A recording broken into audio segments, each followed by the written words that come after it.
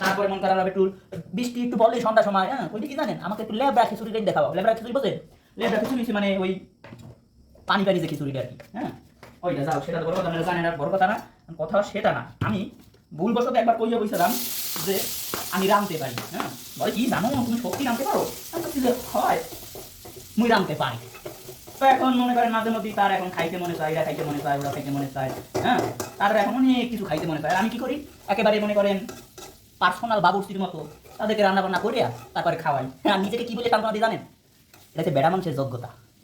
বেড়া মানুষের এই যোগ্যতাটা লাগে। আপনি যদি রাঁধতেই না পারেন তাহলে আপনি কিসের বেড়া? হ্যাঁ এইসব বললে নিজেকে সান্ত্বনা দিই, তারপরে মনে করেন হ্যাঁ রাঁধতে যাই, এছাড়া কোনো উপায় নাই।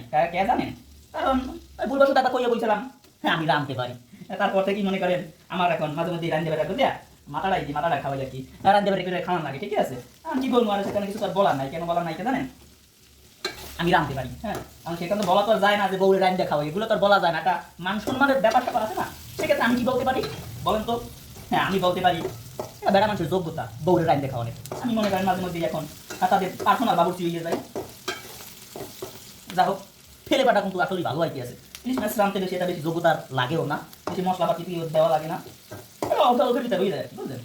যা হোক আমি খালি আবেগের বয়সে একদিন বলছিলাম আমি রাঁধতে পারি দাঁত কেলাইয়া, তারপর থেকেই মনে করেন মাঝে মধ্যেই রাঁধতে খাওয়ান লাগে।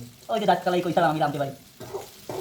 যা হোক কিছু করার নাই, নিজেকে এই বলে সান্ত্বনা দিই। কোনো একটা বড় অনুষ্ঠানে হইলে বোলাই কাগো, মাতারি তো বোলাই না দাদু, বোলাই কাগো বেড়াগো বাবুর্চি, তখন কোন আসবে বেড়া নিজে ওরকম আবার তখন বাবুর্চি খোঁজে। কোনো বিয়ার অনুষ্ঠান হইলে তখন বাবুর্চি খোঁজে,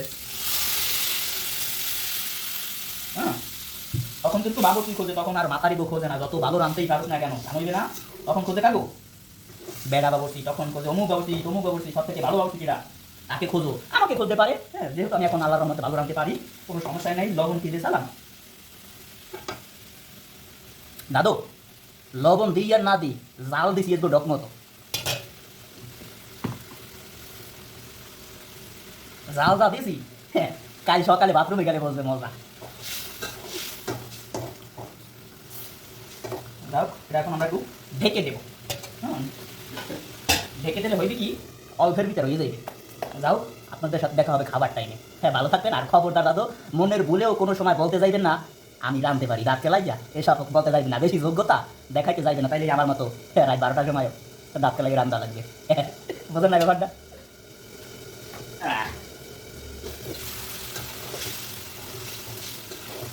ফেলে ওটা কিন্তু আসলে হ্যাঁ হ্যাঁ নিজের প্রশংসা দাদু নিজের করতে হইবে, মানুষের প্রশংসা দেখি হবে। একটু রান্না করবো বউয়ের জন্য,